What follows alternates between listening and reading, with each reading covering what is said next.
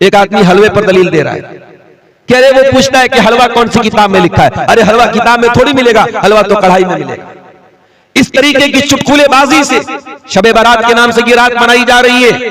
कोई हलवा बैठ करके खा रहा है, कोई मुर्दों को जाकर के कब्रिस्तान में वहां अपने मुर्दों के लिए फातिहा पढ़ रहा है। ये सारा का सारा काम दीन के नाम पे हो रहा है, ये सारा का सारा काम इस्लाम के नाम पे हो रहा है, सवाब के नाम पे हो रहा है, जबकि इस्लाम में इस रात की कोई हकीकत नहीं है। अगर ये रात वाकई में कोई फजीलत की रात होती, जनाब मोहम्मद रसूलुल्लाह सल्लल्लाहु अलैहि वसल्लम खुद इस रात में इबादत करते, आपके सहाबा इबादत करते, आपकी बीवियां इबादत करती। इस तरीके से रमजान का महीना आता था। अम्मा आयशा फरमाती है, काना रसूलुल्लाह सल्लल्लाहु अलैहि वसल्लम इज़ा दखल अल-अश्र अहया लैलहु व अयक़ज़ अहलहु व शद्द मिज़रहु। जब रमजान का आखिरी अशरा आता था, प्यारे नबी सल्लल्लाहु अलैहि वसल्लम अपने घर वालों को जगाते थे, रात रात भर जागते थे, अपनी कमर कस लेते थे, इबादत करते थे। अगर वही मामला शबे बारात का होता, आज की रात का होता, तो प्यारे नबी से इसका भी सबूत मिलता कि नहीं मिलता। और अभी एक वीडियो मैंने देखा यूट्यूब के ऊपर, फेसबुक के ऊपर, एक आदमी हलवे पर दलील दे रहा है, कह रहे वो पूछता है कि हलवा कौन सी किताब में लिखा है। अरे हलवा किताब में थोड़ी मिलेगा, हलवा तो कढ़ाई में मिलेगा। इस तरीके की चुटकुलेबाजी से, इस तरीके की फालतू दलीलों से अपने हलवे को साबित किया जा रहा है।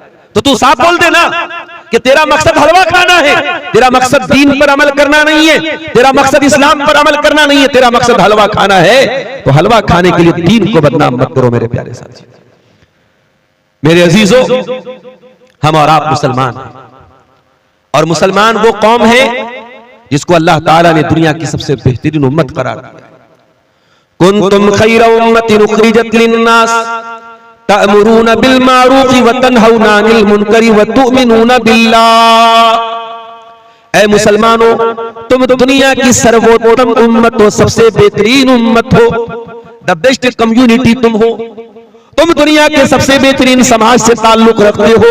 उखरिजत लिन्नास, तुम्हें इंसानियत को कुछ देने के लिए पैदा किया गया है। तुम मानवता के नजात देने वाले बनकर के आए हो, तुम इंसानियत को कुछ देने के लिए आए हो, तुम्हारे जरिए इंसानियत को कुछ मिलना चाहिए। अभी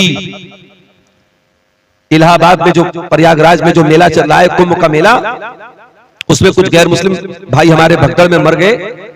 तो मैंने एक शंकराचार्य का बयान सुना, उन्होंने कहा कि मुसलमानों ने बहुत सारे गैर मुस्लिमों की मदद की।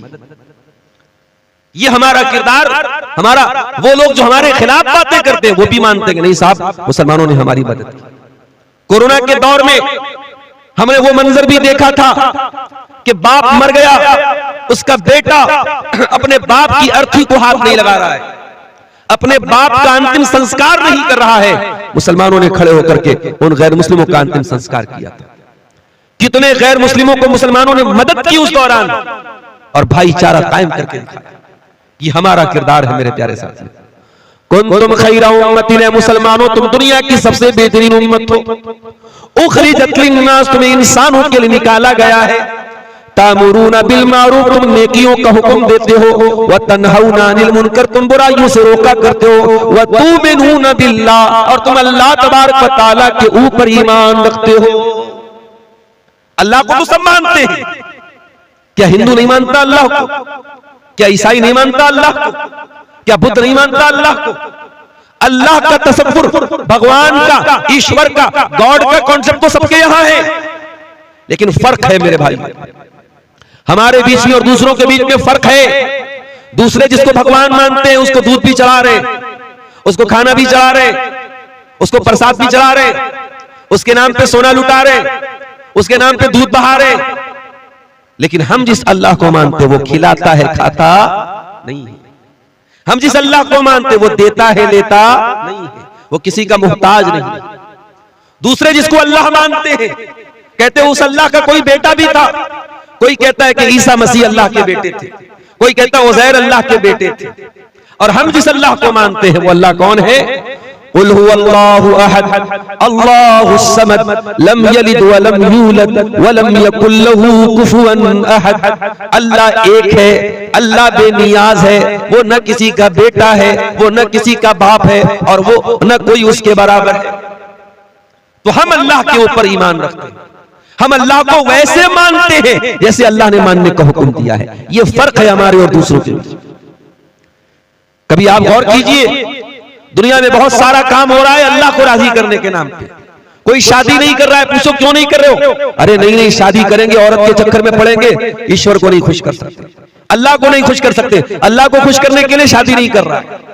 कोई अल्लाह को खुश करने के लिए अपनी मर्दानगी को खत्म कर देता है, कोई ऊपर वालों को खुश करने के लिए जिंदगी भर नंगा रहता है, नागा कहलाता है। कोई ऊपर वाले को खुश करने के लिए अपने बदन के बालों को कटवा देता है, अपने जिस्म को तकलीफ देता है। अल्लाह ने हमें और आपको मुसलमान बनाया मेरे प्यारे साथी। वमा जअला अलैकुम फिद्दीन मिन हरज, अल्लाह ने जो दीन हमको अता किया उस दीन के अंदर कोई तकलीफ देने वाला हुक्म नहीं है। कोई ऐसा हुक्म नहीं है जिसमें हमें तकलीफ हो, जिसमें हमें परेशानी हो, जिसको पूरा करने में हमको प्रॉब्लम आए। सफर की हालत में हम जाते हैं, इंसान घर में जितना कंफर्टेबल रहता है सफर की हालत में नहीं रहता। शरीयत ने सफर में आपको नमाज पढ़ने का हुक्म तो दिया, मगर आपकी सफर की तकलीफों को देख करके शरीयत ने आपको आसानी दी। 4 रकात वाली नमाज को 2 रकात पढ़ लेना, मगरिब को इशा के साथ पढ़ लेना, जोहर को असर के साथ पढ़ लेना इजाजत दे दी, छूट दे दी आपको सफर की हालत में। सर्दी का मौसम आया, पानी बहुत ठंडा है और आपके ऊपर गुस्ल वाजिब हो गया, आप नापाक हो गए। अगर गुस्ल करते हैं तो बीमार हो जाने का डर है और पानी गर्म करने का कोई रास्ता नहीं है, तो क्या करेंगे? फतयम्ममू सईदन तय्यबा, शरीयत ने तयम्मुम करने का हुक्म दिया।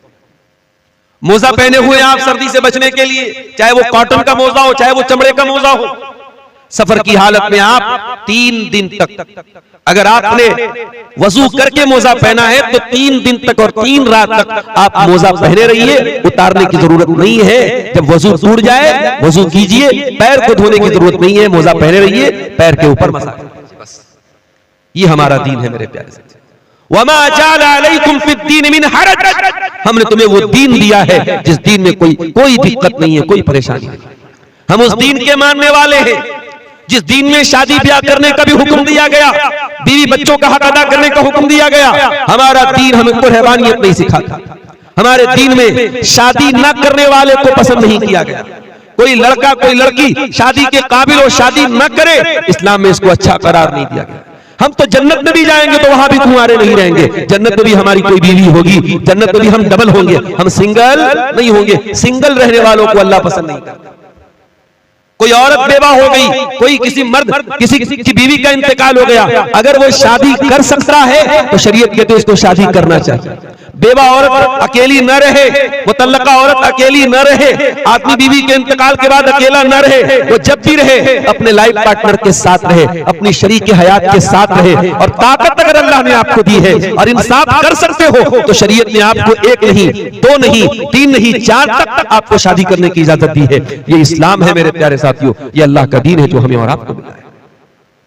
हम तो उस उम्मत से ताल्लुक रखते हैं कि जब मुसलमानों को हुक्म दिया गया कि खाने काबा की तरफ मुंह करके नमाज पढ़ो, कल तक वो बैतुल मुकद्दस की तरफ मुंह करके नमाज पढ़ते थे। जब खाने काबा की तरफ मुंह करके नमाज पढ़ने का हुक्म मिला तो यहूदियों ने मजाक उड़ाया, कहा कि देखो भाई मुसलमानों का तो कोई ठिकाना ही नहीं है, कल कहीं और मुंह करके नमाज पढ़ रहे थे और आज खाने काबा की तरफ नमाज पढ़ रहे मुंह करके। तो अल्लाह ने क्या फरमाया? सयक़ूलु सुफ़हाउ मिनन नासि मा वल्लाहुम अन क़िबलतिहिम अल्लती कानू अलैहा कुल लिल्लाहिल मशरिक़ वल मग़रिब यहदी मन यशाउ इला सिरातिम मुस्तक़ीम।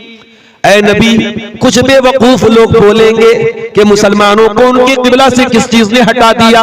ऐ नबी जवाब दे दो, अल्लाह का हुक्म आ गया इसलिए मुसलमानों ने किबला बदल दिया और पूरब का और पश्चिम का मालिक तो अल्लाह है। अल्लाह जिसको चाहता है सिरात मुस्तकीम का रास्ता दिखा देता है।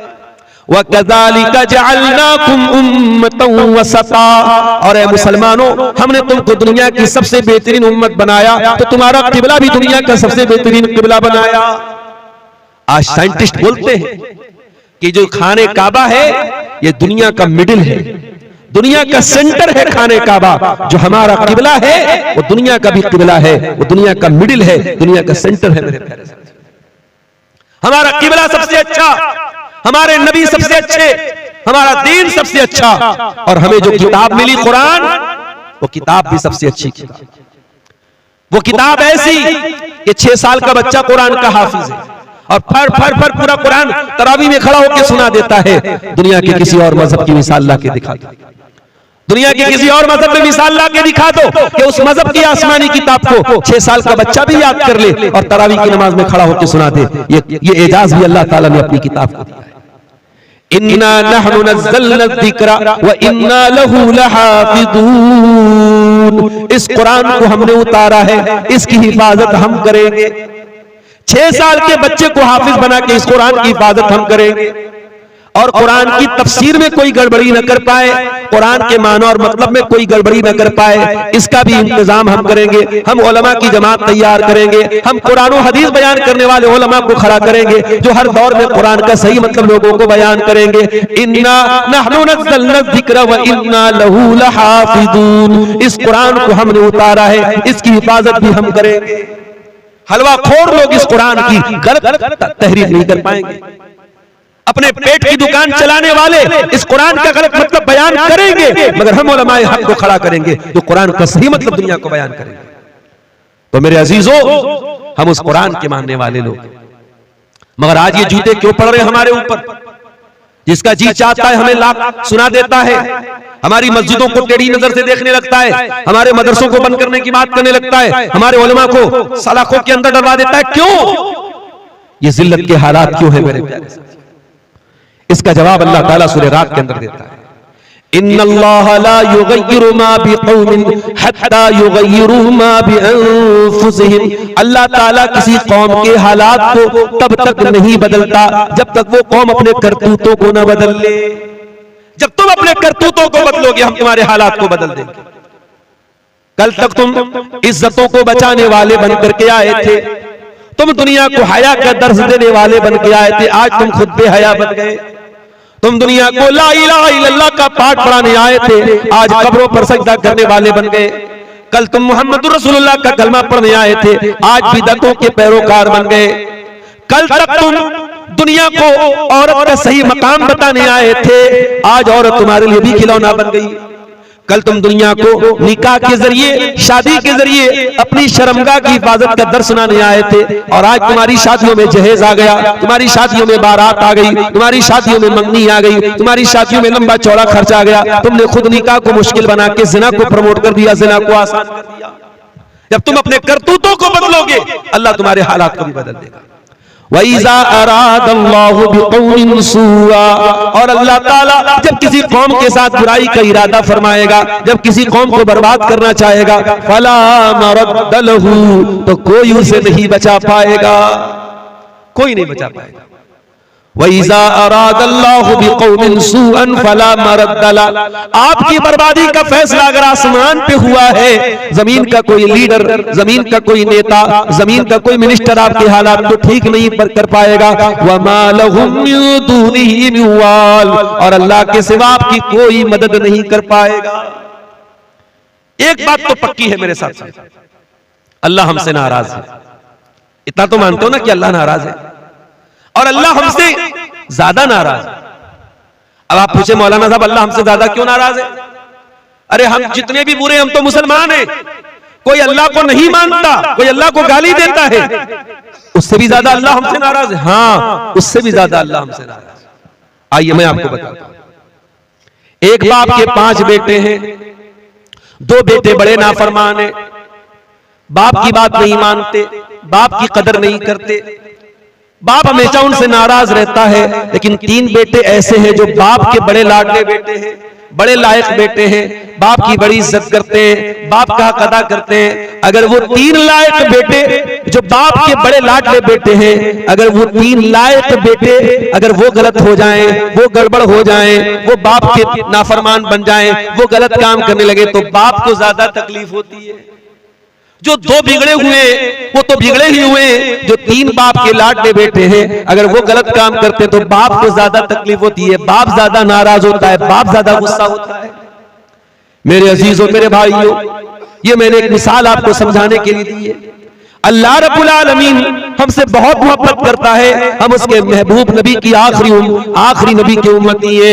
उस अल्लाह ने हमको बहुत नवाजा है, लेकिन जो काम यहूदियों ने किया था वो काम अगर हम करेंगे तो अल्लाह हमको माफ नहीं करेगा। अल्लाह ने यहूदियों को भी बहुत नवाजा था।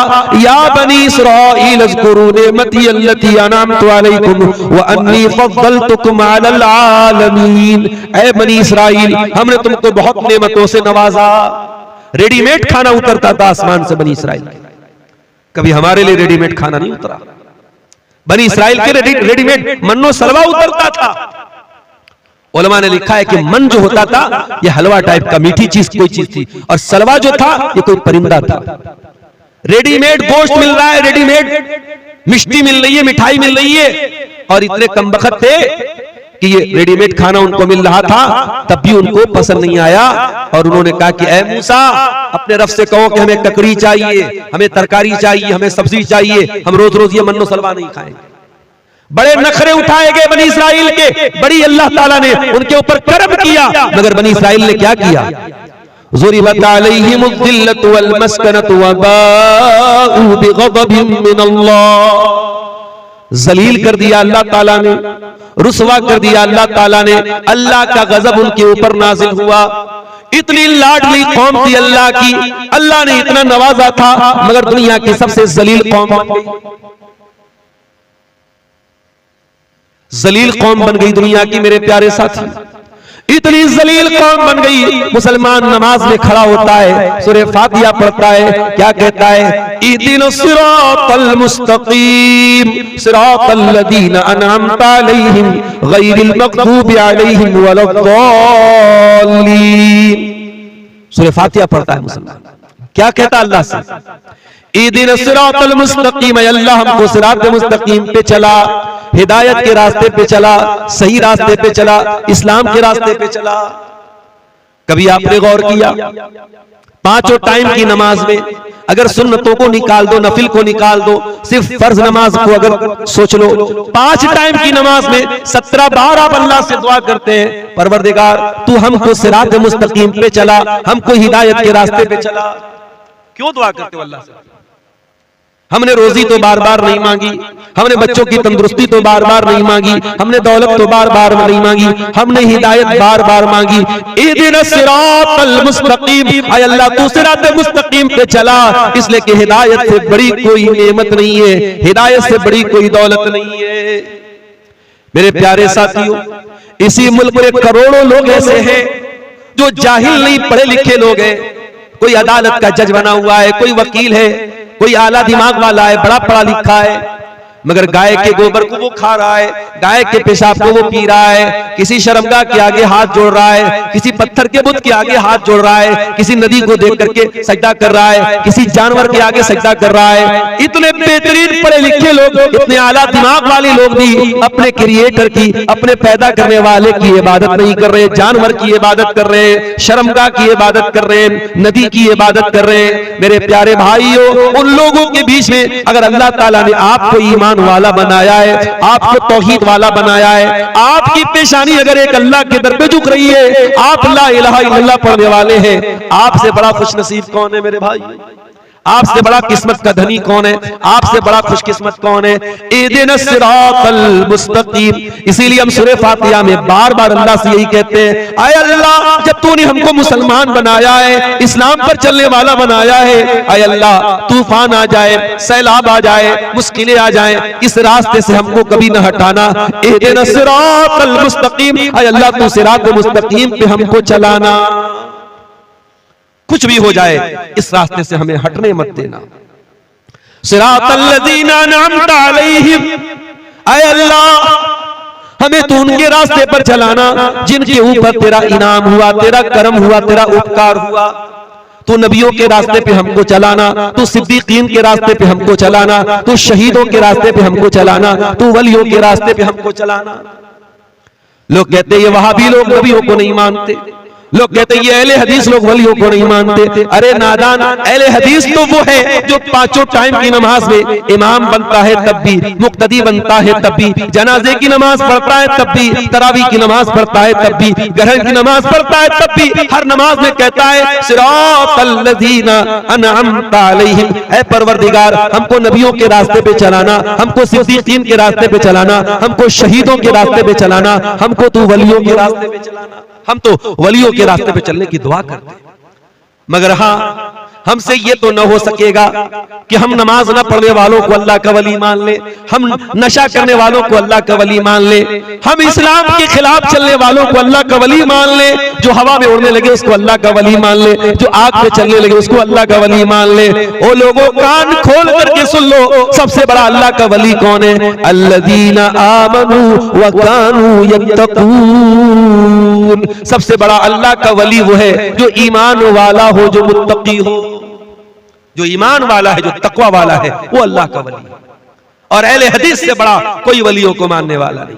हम मानते हैं तमाम वलियों को, हम मानते किसी से? मानते अल्लाह से। सिरातल लज़ीना अनअमता अलैहिम, ऐ अल्लाह उनके रास्ते पर चला जिनके ऊपर तेरा इनाम हुआ। उसके बाद हम क्या कहते हैं? गैरिल मग़दूबि अलैहिम, ऐ अल्लाह उनके रास्ते पर तू हमको न चलाना जिनके ऊपर तेरा गजब नाजिल हुआ।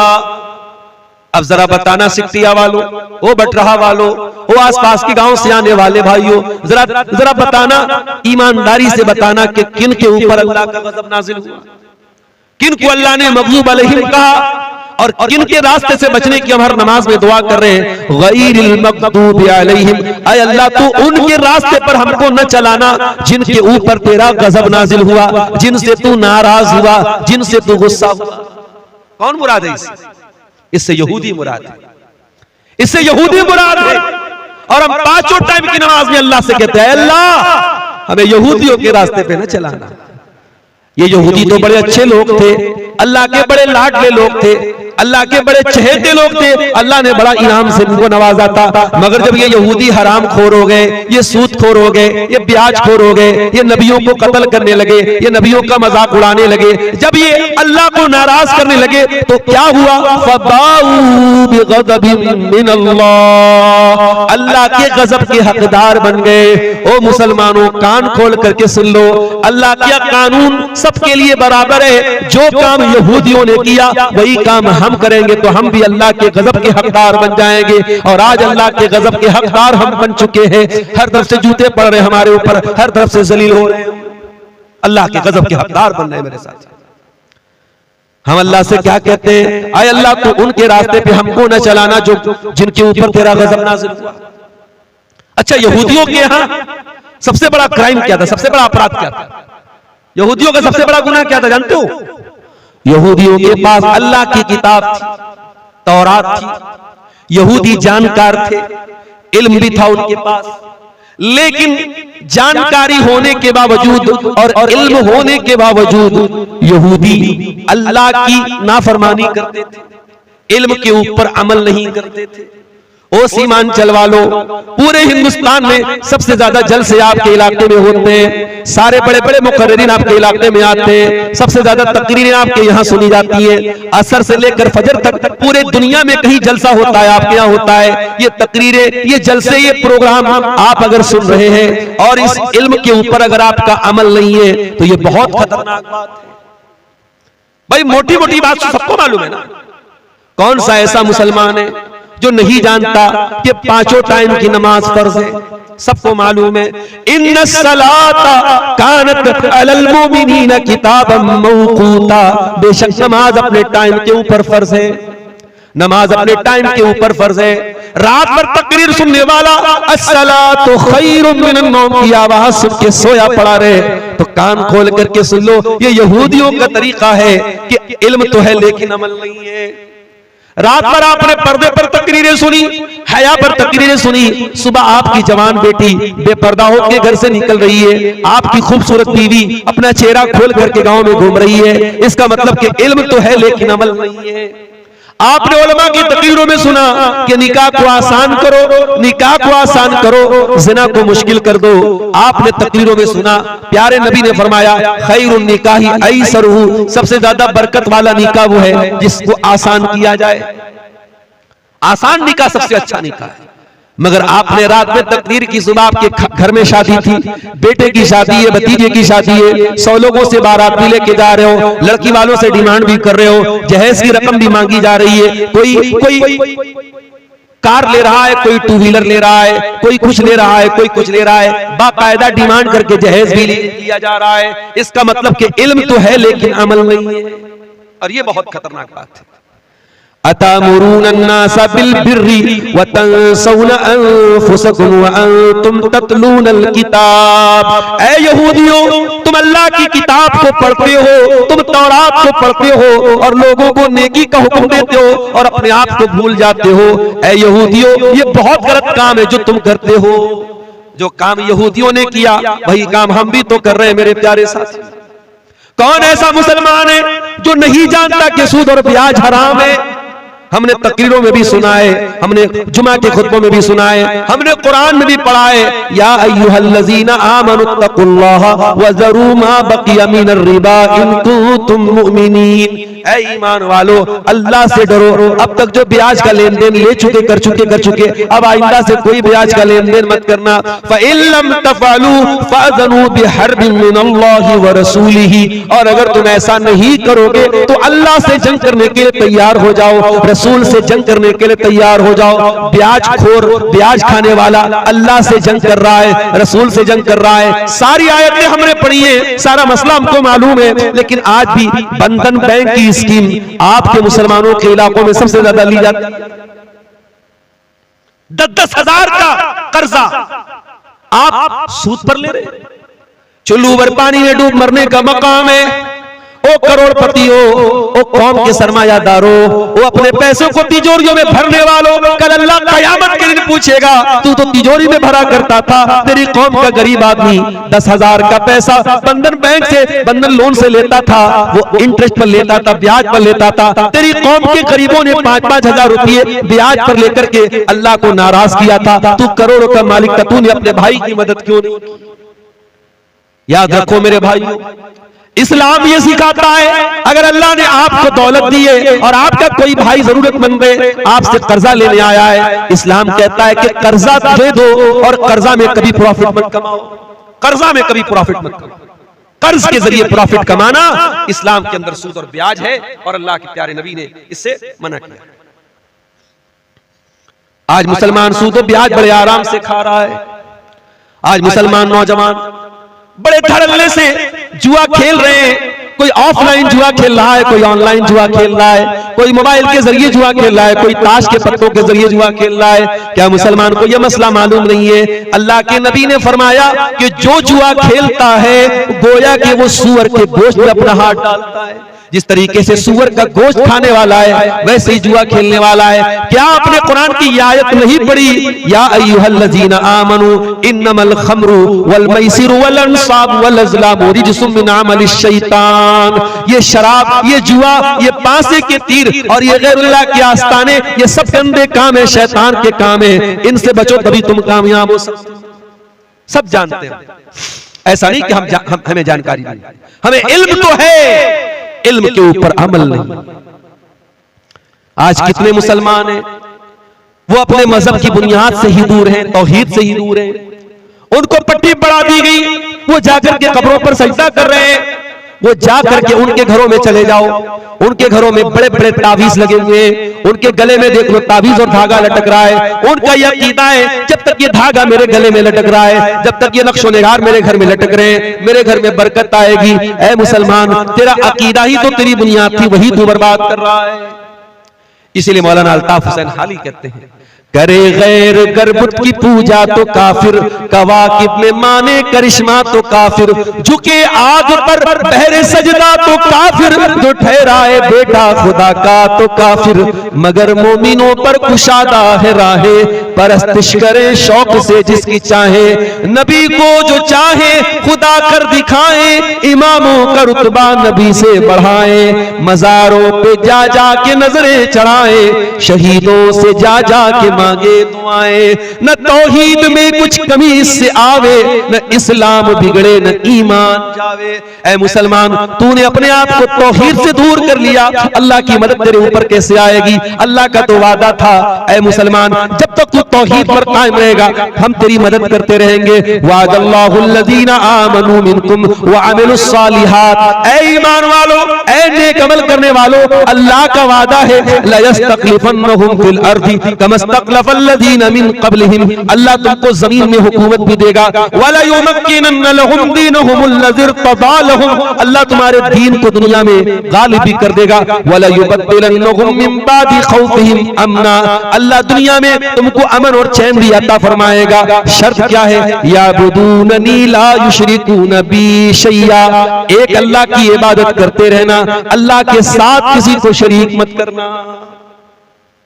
आज अपने पेट की दुकान को चलाने के लिए आपका अकीदा खराब करने वाला मौलवी कहता है नीतीश कुमार से मिलना है तो उनके पीए से मिलना पड़ता है, तेजस्वी यादव से मिलना है तो उसके सेक्रेटरी से मिलना पड़ता है, हमारे प्राइम मिनिस्टर से मिलना है तो उनके कैबिनेट के किसी खास आदमी से मिलना पड़ता है। अरे तू अल्लाह को कैसे, अल्लाह तक कैसे पहुंच सकता है? तू अल्लाह से कैसे मांग सकता है? मेरा अल्लाह कहता है व इज़ा सअलका इबादी अन्नी फइन्नी करीब, ऐ मेरे बंदे मैं तो तेरी शहरत से ज्यादा करीब हूं, मुझसे मांग के तो देख, मेरे आगे हाथ तो फैला के देख, तुझे मांगना अगर आता है तो मुझे देना आता है। तू मांगता चला जाएगा, तू मांगते मांगते थक जाएगा, मैं देते देते नहीं थकूंगा। वइज़ा सअलका इबादी, अल्लाह तबारक व तआला हर रात के आखिरी हिस्से में आसमान पर नाजिल होता है, आसमान पे उतरता है, आसमान दुनिया पे उतरता है और कहता है हल मिन मुस्तगफिरिन फअगफिर लहू, है कोई मग़फ़िरत तलब करने वाला,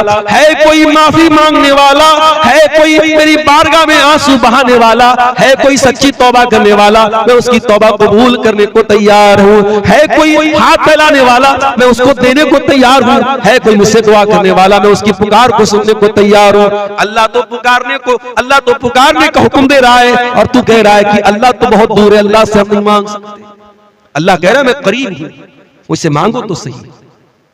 मेरे प्यारे साथियों, आज मुसलमान तौहीद से दूर है, इतना दूर है कि आज भारत की सरजमीन पर मुसलमान की पहचान कब्रों से होती है, मज़ारों से होती है।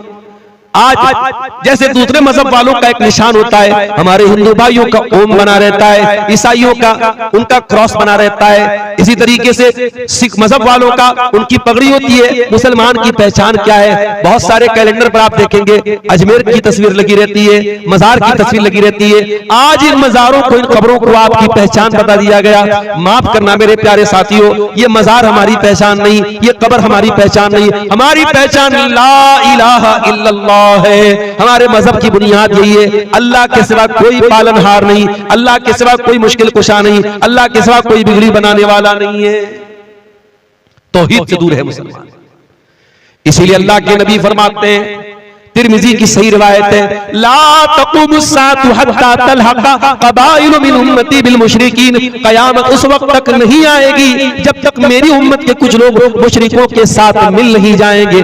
व हत्ता याबुदुल औतान, और मेरी उम्मत के अंदर भी बुतों की पूजा होगी, बुतों की इबादत होगी। और आगे अल्लाह के नबी ने फरमाया कि क़यामत उस वक्त तक नहीं आएगी जब तक 30 से ज्यादा झूठे नबी मेरी उम्मत में पैदा होंगे और हर झूठा नबी कहेगा मैं नबी हूं। अभी आजकल एक वीडियो बड़ा वायरल हो रहा है, एक आधा पागल टाइप का इंसान है, अपने आप को नबी कह रहा है। हर दौर में ऐसे झूठे नबी पैदा होंगे। नबी ने फरमाया अना खातमुन नबिय्यीन ला नबिय्य बादी, मैं आखिरी नबी हूं, मेरे बाद कोई नबी नहीं आएगा। मेरे बाद अगर कोई अपने आप को नबी कहता है तो समझ जाओ कि वो झूठा है, वो कज़्ज़ाब है, वो दज्जाल है। मैं आखिरी नबी हूं, मेरे बाद कोई नबी नहीं आएगा। तो ये कयामत की एक निशानी अल्लाह के नबी ने बयान की कि कयामत के पहले उम्मत के अंदर, मुसलमानों के अंदर शिर्क भी किया जाएगा। मेरे प्यारे साथियों, आज अल्लाह हमसे बहुत नाराज है, बहुत गुस्सा है हमारे ऊपर, इसीलिए सारी बिजली हमारे ऊपर गिर रही है। आज हमारी आंखों के सामने, मस्जिदों के सामने नाच गाना भी हो रहा है, मस्जिदों के सामने भड़काऊ नारे भी लग रहे हैं, मस्जिदों को तोड़ा भी जा रहा है, बुलडोजर भी मस्जिदों पे चलाया जा रहा है। आज अल्लाह वाकई में हमसे बहुत नाराज है मेरे साथियों, बहुत नाराज। और क्यों नाराज है? क्योंकि इल्म है लेकिन अमल नहीं है। जो मग़ज़ूब अलैहिम का तरीका था, जो यहूदियों का तरीका था, वो तरीका हमने अपनाया। उसके बाद हम कहते हैं वलद्दालीन, ऐ अल्लाह हमें उनके रास्ते पर भी तूने चलाना जो भटक गए, जो गुमराह हो गए। कौन गुमराह हो गया? ईसाई गुमराह हो गए, क्रिश्चियन गुमराह हो गए। ऐ अल्लाह क्या गलती कर दी उन्होंने? फरमाया कि ईसाइयों के यहां गलती यह है कि उनके यहां अमल तो था मगर इल्म के बगैर था। अमल था, बहुत नमाज पढ़ते थे लेकिन दलील के बगैर काम करते थे। ईसाइयों की यहां रहबानियत भी थी, उन्होंने औरत से अपने आप को दूर कर लिया, शादी नहीं करते थे, बीवी बच्चों से दूर रहते थे और उन्होंने ये समझा कि इससे अल्लाह राजी हो जाएगा। ईसाइयों के अमल था मगर इल्म नहीं। जैसे आज मुसलमान शबे बारात मना रहा है, आज मुसलमान शबे मेराज मना रहा है, आज मुसलमान ताजिया निकाल रहा है, आज मुसलमान 12 रबीउल अव्वल का जुलूस निकाल रहा है। ये सारा का सारा काम मुसलमान दीन समझ के कर रहा है, सवाब समझ के कर रहा है, नेकी समझ के कर रहा है, जबकि ये सारे काम नबी ने इनका हुक्म नहीं दिया, सहाबा ने ये काम नहीं किया। ये सारा काम दीन के अंदर नया काम है। और मेरे प्यारे नबी अपने हर खुतबे में कहा करते थे व शर्रुल उमूरि मुहदसातुहा व कुल्लु मुहदसतिन बिदा व कुल्लु बिदातिन ज़लाला व कुल्लु ज़लालतिन फिन्नार। सबसे बुरा काम दीन के अंदर नया निकाला गया काम है और हर नया काम बिदअत है और हर बिदअत गुमराही और हर गुमराही जहन्नम में लेकर के जाने वाली है। कल जुमा का दिन है, आप सूरह कहफ पढ़ेंगे इंशाअल्लाह। सूरह कहफ में ये आयत भी आप पढ़ेंगे, कुल हल नुनब्बिउकुम बिल अक्सरीन आमाला अल्लज़ीना ضل सायुहुम फिल हयातिद दुनिया व हुम यहसबूना अन्नहुम युहसिनून सुना। ऐ नबी आप ऐलान कर दीजिए, क्या मैं तुमको उनके बारे में न बता दूं जो अमल के एतबार से सबसे घाटे में होंगे? कौन लोग होंगे? जिनकी सारी नेकी बर्बाद हो जाएगी, सारी मेहनत बर्बाद हो जाएगी। वो तो ये समझ के जाएंगे हम बहुत नेक अमल कर रहे हैं। ये कौन लोग होंगे? ये बिदअती लोग। बिदअत करने वाले का अमल अल्लाह के कबूल नहीं होगा। इसीलिए अल्लाह कुरान के 30वें पारे में कहता है हल अताका हदीसुल गाशिया वजूहु यौमइज़िन खाशिया आमिलतुन नासिबा। कयामत के दिन कुछ ऐसे भी लोग आएंगे जिनके चेहरे पर डर होगा, खौफ होगा, दहशत होगी, डरे हुए होंगे।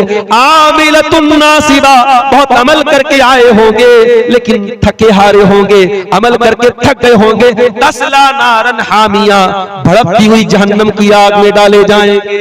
अमल करके आएंगे मगर जहन्नम की आग में डाले जाएंगे। क्यों? क्योंकि अमल बगैर दलील के था, अमल के ऊपर मोहम्मद अकरम की मुहर नहीं थी। मेरे साथ ये नोटबंदी का वाकया किस समय हुआ था? 19 में हुआ था, 18 में, 17 में। मुझे याद है 2017 में जब नोटबंदी हुई थी, इत्तेफाक से जिस तारीख को नोटबंदी हुई थी मेरा प्रोग्राम किशनगंज में था और उसी दिन हमारे प्राइम मिनिस्टर साहब का ऐलान हुआ था कि आज से पुराने नोट बंद। अब पूरे मुल्क में एक डर का आलम बन गया। बेचारी औरतों ने कहां छुपा के पैसा रखा, सब निकालना पड़ा उनको, सब उनकी पोल खुल गई और जिनके पास पैसा बचा रह गया वो बेकार हो गया, आज किसी काम का नहीं।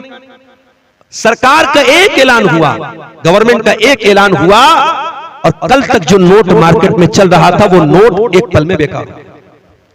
और अब लोग कह रहे मोदी जी ने जो नया नोट बनवाया बड़ा हल्का नोट है, इसका कलर भी उतर रहा है, ये है वो है, सब कुछ है। मगर भाई जिसको सरकार ने अप्रूव किया चलेगा तो वही, पुराना वाला जितना भी खूबसूरत था वो चलने वाला नहीं। यही मसला दीन का है मेरे प्यारे साथी। आपको क्या अच्छा लगता है ये मैटर नहीं करता, आपकी नजर में कौन सा अमल कैसा है ये मैटर नहीं करता, अल्लाह की नजर में वो अमल अच्छा है कि नहीं ये मैटर करता है, रसूल की नजर में वो अमल अच्छा है कि नहीं ये मैटर करता है। इसीलिए अल्लाह कुरान में सूरह कहफ की आखिरी आयत में कहता है फमन काना यरजू लिका रब्बिही, जो अपने रब से मुलाकात करना चाहता है, जो जन्नत में जाना चाहता है, जो अपने रब से मिलना चाहता है, जो अल्लाह के यहाँ कामयाब होना चाहता है, वो दो काम कर ले, फलयामल अमलन सालिहा, वो जो भी अमल करे नेक अमल करे, अमल सालिह करे, ऐसा अमल करे जिस अमल के ऊपर अल्लाह की मुहर हो, रसूल की मुहर हो। वला युशरिक बिइबादति रब्बिही अहदा, और अपने रब की इबादत में किसी को शरीक न करे। शिर्क मत करो और बिदअत मत करो, ये दो खतरनाक चीजें हैं। अल्लाह को राजी करना है तो शिर्क से भी बचना है और बिदअत से भी बचना है। तो अल्लाह ने फरमाया गैरिल मग़दूबि अलैहिम वलद्दालीन, ऐ अल्लाह हमें उनके रास्ते पर भी तू न चला जिनके पास इल्म था लेकिन अमल नहीं था, वलद्दालीन, और उनके रास्ते पर भी तू न चला जिनके यहाँ अमल था मगर इल्म के बगैर था। इसीलिए मेरे भाइयों हम ये कहते हैं इल्म हासिल करो, इल्म हासिल करो। और इल्म कहां से हासिल करोगे? माफ करना, इल्म हासिल करना है तो इन्हीं उलमा से सीखना पड़ेगा।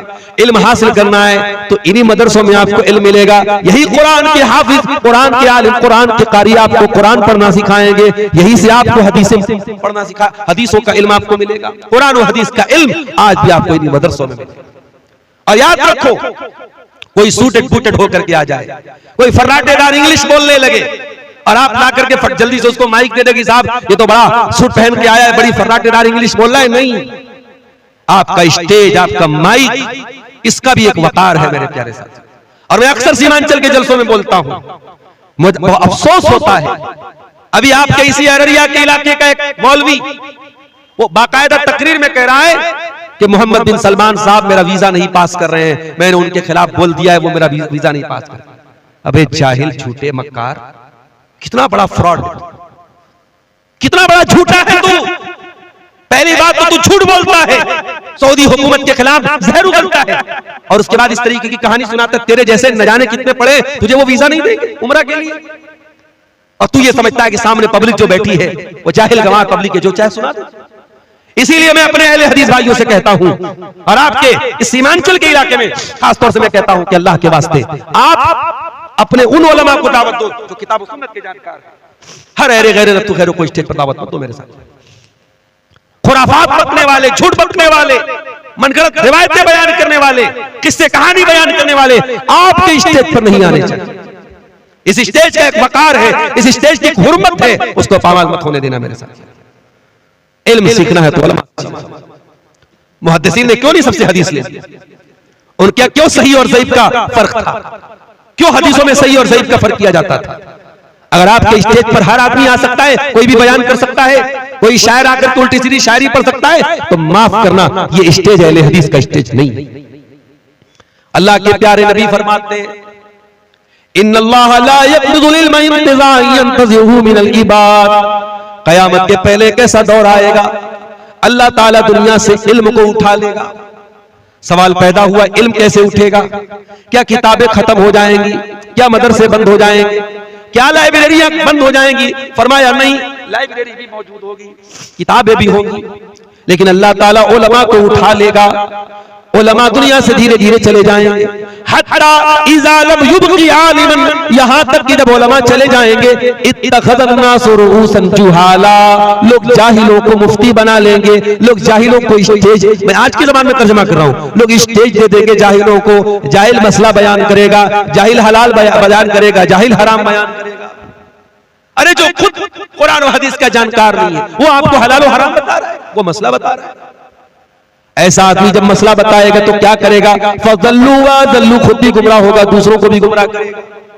इसलिए उलमा से इल्म हासिल करो, और इल्म हासिल करो मेरे प्यारे साथ। आज इतना बड़ा इलाका है, आज सर्वे करके जाके देख लेना। मैं तो रात में तकरीर करता हूँ, सुबह निकल जाता हूँ। मौलाना हुसैन साहब आपसे बड़ी जिम्मेदारी के साथ कहता हूँ, जाओ जरा गांव गांव सर्वे करके खाली इतना पता लगा लो कितने लोगों को जनाजे की नमाज की दुआएं आती हैं। जो जलसे में सबसे आगे आगे रहते थे, जिनके मोबाइल पर उलमा के बयानात मौजूद थे, उनको भी जनाजे की नमाज का तरीका नहीं आता, जनाजे की नमाज की दुआएं नहीं आती। कितने अफसोस की बात है, बाप मर गया, बेटा खड़ा होकर जनाजे की नमाज पढ़ रहा है, वो इस काबिल भी नहीं है अपने बेटे की जनाजे की अपने बाप की जनाजे की नमाज पढ़ सके। मेरे भाई, इससे तो बेहतर था कि हम बे औलाद होते। औलाद वाले होकर के क्या फायदा? हमारी औलाद हमारे लिए जनाजे की नमाज न पढ़ सके, हमारी औलाद हमारे मरने के बाद हमारे लिए मग़फ़िरत की दुआ न कर सके। मेरे प्यारे साथियों, अपने बच्चों में से एक बच्चे को कम से कम आलिम बना दो, एक बच्ची को आलिमा बना दो, कम से कम सारे बच्चे दुनियादारी में लग जाएं, एक बेटा आपका ऐसा तो हो जब वो हाथ उठाए तो अपने बाप के लिए दुआ करे, रब्बिरहमहुमा कमा रब्बयानी सगीरा। ऐ अल्लाह, मेरे माँ बाप ने बड़ी तकलीफों से मुझे पाला था, बड़ी कुर्बानियां दी थी, बड़ा जलील किया था अपने आप को। मेरी माँ ने बड़ी गुर्बत का दिन देखा था, मेरी माँ ने गांव के लोगों के बर्तन भी मांजे थे, मेरे बाप ने लोगों के घर की गुलामी की थी। ऐ अल्लाह, मेरे माँ बाप ने बड़ी मुसीबतों में मुझको पाला है, परवरदिगार तू मेरे माँ बाप पर रहम फरमा। ये दुआ कौन करेगा? जो कुरान का जानकार होगा, जो कुरान पढ़ेगा। कम से कम अपने बच्चों को इस लायक तो बना दो मेरे साथ, इल्म दीन सीखो और सिखाओ मेरे साथ। आज हालात ये है, पूरे इंडिया की बात मैं नहीं कर रहा हूं, आपके सीमांचल की बात कर रहा हूं। इतना बड़ा जलसा होता है, मदरसों को चलाने के लिए जलसा कराया जाता है। मैं आमतौर से चंदा नहीं करता, मुझसे भी लोग कहते हैं मौलाना थोड़ा चंदा कर देना। ये मजबूरी क्यों आ गई? क्यों आपको मदरसों को चलाने के लिए जलसा कराना पड़ रहा है? ये भी बहुत बड़ा सवाल है। और इतना बड़ा जलसा, इतना खर्च करने के बाद भी अगर आप अपने मदरसों को नहीं चला पा रहे तो ये कौम के लिए चुल्लू बर्फानी में डूब मरने की बात। अपनी ऐशो इशरत पर लुटाने के लिए तो हमारे पास लाखों करोड़ों है, अपने फालतू कामों के ऊपर खर्च करने के लिए लाखों करोड़ों है, और ये छोटे छोटे मदरसे आज लोगों के सामने भीख मांग रहे हैं। अफसोस होता है मेरे भाई, टेंपू में बैठ करके इन्हीं मदरसों में पढ़ने वाले छोटे छोटे बच्चे बेचारे वो चंदा कर रहे हैं अपने मदरसे के लिए। इन्हीं मदरसों में पढ़ाने वाले प्राइवेट टीचर, उनको मदरसे का सेक्रेटरी कहता है जाओ चंदा करके लाना, तब तुमको तुम्हारी तनख्वाह देंगे। 5-6 हजार की तनख्वाह पाने के लिए वो बेचारा, वो प्राइवेट टीचर, वो प्राइवेट पढ़ाने वाला मौलवी बेचारा गांव गांव घूम करके धान उतारता है, चंदा उतारता है, तब जाकर के उसकी तनख्वाह का इंतजाम होता है। ऐसा क्यों हो रहा है मेरे साथ? क्या ये उलमा की तहकीर नहीं है? क्या ये उलमा की तौहीन नहीं है कि आज आपने अपने उलमा को भिखारी बना के रख डाला है? मेरे भाइयों, होना तो ये चाहिए था कि इन उलमा के आपके दरवाजे तक पहुंचने की नौबत ही ना आती, आप खुद उन तक पहुंच के जाते। मौलाना, मुझे अल्लाह ने इलाकों का मालिक बनाया है, ये मेरे माल की ज़कात है, इस माल की ज़कात में से मैं आपके मदरसे को भी दे रहा हूं, मैं इन गरीब बच्चों के ऊपर भी खर्च कर रहा हूं, मैं इन यतीम बच्चों के ऊपर भी खर्च कर रहा हूं। होना तो ये चाहिए, मगर हो क्या रहा है कि ज़कात देने के लिए भी आज हम ये चाहते हैं कि लोग भिखारी बन के हमारे दरवाजे तक। इसीलिए मैं अक्सर कहता हूं कि हमें सिस्टम को बदलना पड़ेगा, हमें सिस्टम को बदलना पड़ेगा। ज़कात देने का जो तरीका हमारे यहां है, इस तरीके को हमें बदलना पड़ेगा। ये ज़कात देने का सही तरीका नहीं है। मेरे अजीजों, मेरे प्यारे भाइयों, इल्म की कदर करो, उलमा की कदर करो। प्यारे नबी ने हमको ये सबक भी दिया है, अपने बच्चों का हक कुर्बान करके दीन सीखने वाले बच्चों की कदर करो। आज आप कभी मदरसों के हॉस्टल में जाके देखिए, छोटे छोटे बच्चे जो पढ़ते बेचारे, इन छोटे छोटे बच्चों पर जिम्मेदारियों का कितना पहाड़ आ जाता है। आपका बच्चा जहां चाहे वहां खेल रहा है, कपड़े मैले हो जाते हैं, घर में आता है उसकी माँ उसके कपड़े धुल रही है। मदरसों में पढ़ने वाले छोटे छोटे बच्चे ये बहुत सोच समझ के खेलते हैं, कपड़ा ज्यादा गंदा हो जाएगा तो धुलना तो हम ही को है।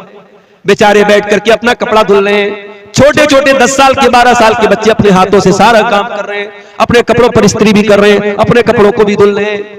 आपके बच्चे को तो उसकी मां नहलाती है, ये बच्चे मदरसों में जाते हैं, इनको खुद अपने सारे काम करना है। और फिर जैसे ही पढ़ाई का टाइम हुआ, अगर जरा सी ताखीर होगी, मौलवी साहब की छड़ी भी मौजूद है, छड़ी उनकी पीठ पर पड़ गई, आपके बच्चे को कोई एक थप्पड़ मार दे, आप फौरन दौड़ करके जाते हैं, हमारे बच्चे को किसने मारा? वो बच्चा जो हॉस्टल में गया है, माँ बाप की नजरों से दूर है, उसको डिसिप्लिन में रखने के लिए कभी उस्ताद ने मार भी दिया, कभी उसकी पीठ पे 2-4 छड़ी पड़ भी गई, वो बेचारा रो तो देता है, उसकी आंखों से आंसू तो आ जाते हैं, मगर न माँ उसके पास है न बाप उसके पास है वो शिकायत कर सके, वो अपने दिल के दर्द का इजहार कर सके। इतनी कुर्बानियों के बाद, और आपके गांव में तो जागीरों का भी निजाम है, घर घर जाकर ये बच्चे टिफिन लेकर के जाते हैं, भिखारी बन के उनको खाना मिलता है, फिर वो खाना खा के बेचारे बच्चे पढ़ते हैं। कितने मदरसे ऐसे जहां मतबक नहीं है और जागीर का निजाम है, और बच्चे उसी सिस्टम से खाना खाते हैं और फिर पढ़ लिख करके वो आलिम बनते हैं। इतनी कुर्बानियों के बाद जब वो इंसान आलिम बनता है, मेरे भाइयों, उस आलिम की कदर किया करो। मैं ये नहीं कहता उसको फरिश्ता मान लो, हाँ वो भी इंसान है, वो भी इंसान है, तुमसे गलती होती है तो उससे भी हो सकती है, तुम्हारे कदम बहकते हैं तो उससे भी बहक सकते हैं। अगर उससे गलती भी हो जाए, उससे अगर गलत काम भी हो जाए, मैं ये नहीं कहता कि आलिम की गलती को नजरअंदाज कर दिया जाए, मगर हाँ कम से कम एक आलिम का जो मकाम है उसका लिहाज रखा जाए, कोई ऐसा काम न किया जाए कि दुनिया उलमा से बदजर हो जाए, दुनिया उलमा से बदगुमान हो जाए। अपने उलमा को उनका मकाम दो, उनका हक दो मेरे प्यारे साथी। इसीलिए अल्लाह के प्यारे नबी फरमाते हैं, मन सलक तरीकन यतलुबु फीहि इल्मन सहलल्लाहु लहू तरीकन इलल जन्ना। जो इल्म दीन सीखने के लिए घर से निकलता है वो जन्नत के रास्ते पे जाता है, वो जन्नत के रास्ते पे चल रहा है। व इन्नल आलिम ला यस्तगफिरु लहू मन फिस समावाति वल अर्ज़ि। और आलिम के लिए जमीन व आसमान की तमाम मखलूकात मग़फ़िरत की दुआएं करती हैं। हत्तल हीतान फिल मा, यहां तक कि पानी की मछलियां भी आलिम के लिए मग़फ़िरत की दुआ करती हैं। आपका बेटा अगर आलिम बनेगा, अगर वो वाकई में आलिम बनेगा और उसके इल्म से लोग फायदा उठाएंगे, मेरे प्यारे साथियों आप दुनिया से चले जाएंगे, आपका बेटा दुनिया से चला जाएगा जब उसकी किताबें पढ़ी जाएगी, जब उसके इल्म से लोग फायदा उठाएंगे, उसके लिए दुआ करेंगे, उस दुआ का आपको भी फायदा मिलेगा। औलाद की हर नेकी का सवाब माँ बाप को भी मिलता है, क्योंकि जरिया तो माँ बाप होते हैं। इसलिए अपने बच्चों में से किसी एक बच्चे को जरूर आलिम बनाना, किसी एक बच्ची को जरूर आलिम बनाना। मैं अक्सर कहता हूं एक बच्चे को इल्म दीन की राह में लगाना। और आज के इस दौर में मेरे प्यारे साथियों, जब कदम कदम पे आपको जरूरत पड़ेगी दीन सीखने की, तो आपके घर में कोई एक इंसान तो ऐसा हो जो आपको दीन की बातें बता। कल मौलाना फजल हक मुबारकपुरी के जनाजे में जब मैं गया, उनके 6 बेटे और 6 के 6 बेटे हाफिज और आलिम। अल्लाहु अकबर। बड़ा बेटा जनाजा की नमाज पढ़ा रहा है, बाकी सारे बेटे भी पीछे खड़े हैं। ये मंजर देख के दिल पर बड़ा असर हुआ कि ये इंसान जिसका जनाजा रखा हुआ है ये उलमा का बाप है। मेरे भाइयों, आलिम बनना ये कमाल है, मगर उससे बड़ा कमाल ये कि आप उलमा के बाप बन जाएं, आपके बच्चे उलमा बन जाएं, आपके सब बच्चे आलिम दीन बन जाएं। ये बहुत बड़ी बात है।